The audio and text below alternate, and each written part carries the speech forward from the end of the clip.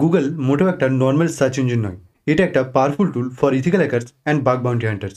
So hey guys, welcome back to a new video. আজকের এই ভিডিওতে আমরা দেখবো কিভাবে আমরা গুগল ডক্সের সাহায্যে বাগ বাউন্টি হান্টিং করতে পারি। তো চলো শুরু করা যাক। তো প্রথমেই বাগ হান্টিংয়ের জন্য আমাদেরকে টার্গেট ফাইন্ড করতে হবে। তো টার্গেট ফাইন্ড করার জন্য আমরা যে ডক্সটা ইউজ করব সেটা হলো ইনইউআরএল রেসপন্সিবল ডিসক্লোজার দিয়ে এন্টার করব। তো এখানে অনেকগুলি ওয়েবসাইট তোমরা পেয়ে যাবে।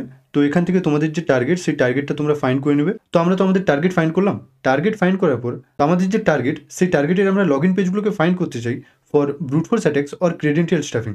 তো তার জন্য আমরা যে গুগল ডক্সটা ইউজ করব সেটা হলো, প্রথমে আমরা টাইপ করব সাইট GWGLE google.com।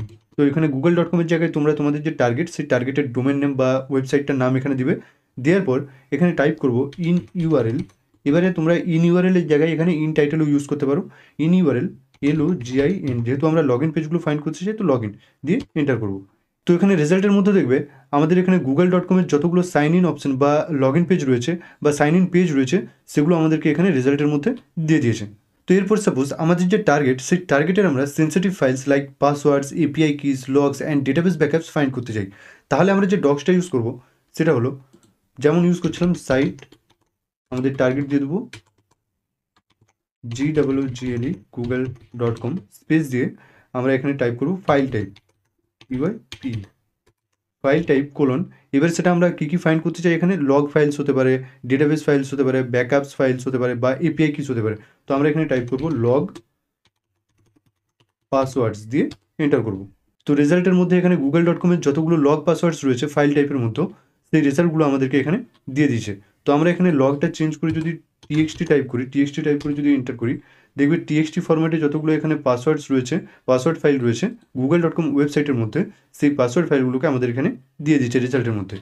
এরপর নেক্সট, অনেক সময় কিছু কিছু ওয়েবসাইট অনিচ্ছাকৃতভাবে কিছু ডাইরেক্টিভ পাবলিকলি ওপেন রাখে। তো সেই ওপেন ডাইরেক্টিভগুলোতে অনেক সময় কোনো সেন্সিটিভ ফাইলস রয়ে যায়।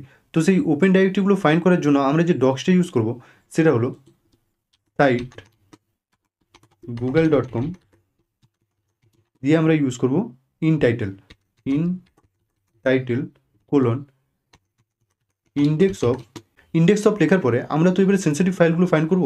তো সেন্সিটিভ ফাইলসগুলোর মধ্যে কী কী হতে পারে না, সেটা পেরেন্ট ডাইরেক্টরি হতে পারে, PARENT পেরেন্ট ডাইরেক্টরি হতে পারে, অথবা সেটা ব্যাকআপ ডাইরেক্টরি হতে পারে, অথবা সেটা ডেটাবেস ডাইরেক্টরি হতে পারে, অথবা সেটা অ্যাডমিন ডাইরেক্টরি হতে পারে।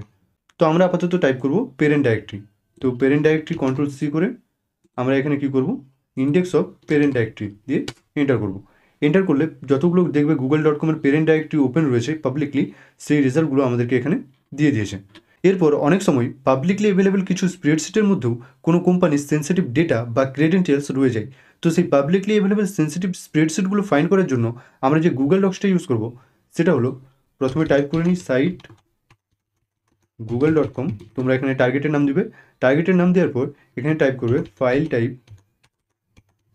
কোলন, তো টাইপ করব XLS। তো XLSটা কি, XLSটা হলো স্প্রেডশিটের এক্সটেনশন। তো এরকম অনেক এক্সটেনশন রয়েছে, যেমন XLS, XLSX, তারপরে গিয়ে CSV এটসেট্রা। তো আমরা আপাতত ইউজ করব XLS। তো আমরা টাইপ করব XLS, টাইপ করাই আছে XLS দিয়ে টাইপ করব পাসওয়ার্ডস।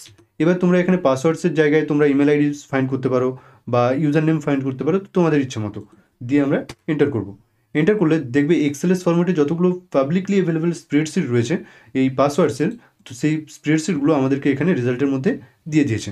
তো অ্যাট দি এন্ড এরকম আরও অনেক গুগল ডক্স রয়েছে যেগুলোকে একটা ভিডিওতে বলে কখনোই বোঝানো সম্ভব নয়। আশা করি তোমরা এই ভিডিওটা থেকে বুঝতে পেরেছো গুগল ডক্স কাজ কীভাবে করে এবং কীভাবে কোনো গুগল ডক্সকে ইউজ করতে হয়। তো আমার কাছে এরকম আরও অনেক গুগল ডক্স রয়েছে। এই যে টেক্সট ফাইলটা দেখতে পাচ্ছ, এই টেক্সট ফাইলটা আমি টেলিগ্রাম চ্যানেলে আপলোড করে দেবো, আর টেলিগ্রাম চ্যানেলের লিঙ্ক আমি ডিসক্রিপশনে দিয়ে দেবো। তোমরা ওই লিঙ্কে ক্লিক করে টেলিগ্রাম চ্যানেলে যাবে এবং সেখান থেকে এই টেক্সট ফাইলটা ডাউনলোড করে নেবে। তো এই ভিডিওটা যদি হেল্পফুল মনে হয় অবশ্যই একটা লাইক করে দেবে, চ্যানেলে নতুন হলে চ্যানেলটা সাবস্ক্রাইব করে দেবে, আর তোমাদের যদি কোনো কোয়েশ্চেন থেকে থাকে অবশ্যই কমেন্ট করে জানাবে। Thanks for watching and I will see you in my next video.